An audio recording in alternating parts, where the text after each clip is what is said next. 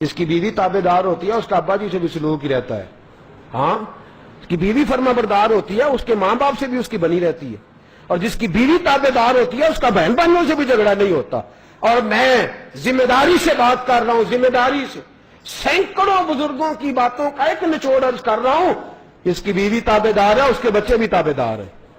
یاد رکھ لیں، وہ بھر دے گی باپ کی تابعداری.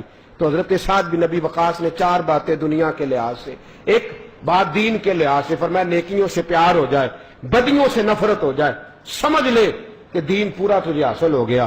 ایک فرمایا روزی اپنے شہر میں، دوسرا فرمایا سواری اپنی، تیسرا فرمایا مکان اپنا اور کھلا ہو، اور چوتھا فرمایا بیوی باقیوں کی بات. اور یہ بھی تو ہونا چاہیے نا، پھر بیوی کا اعتبار بھی تو قائم ہو نا.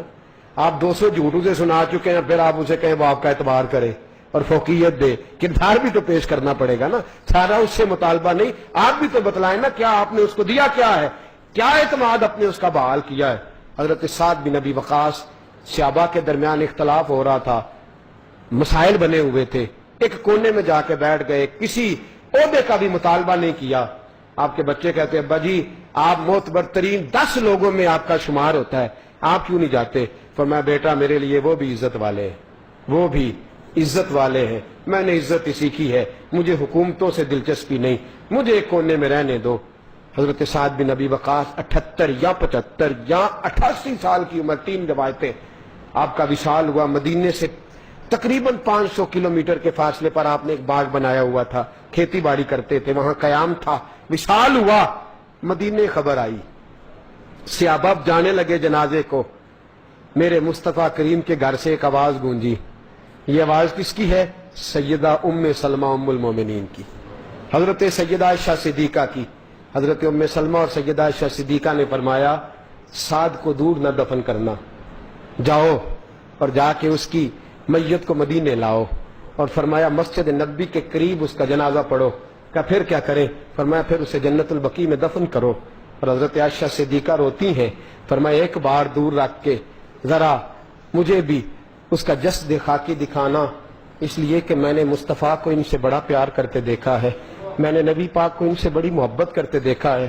صحابہ کہتے ہیں کہ اتنا حضرت عائشہ کبھی نہیں روئیں اتنا حضرت سعد کے جانے پہ روئیں. حضرت ام سلمہ کے آنسو تھمتے نہیں. صحابہ کرام رضوان اللہ علیہم اجمعین سخت پریشانی کے عالم میں ہیں. حضرت سعد کا جنازہ اٹھا تو مسجد نبوی کے دائیں بائیں مجمع صحابہ کا.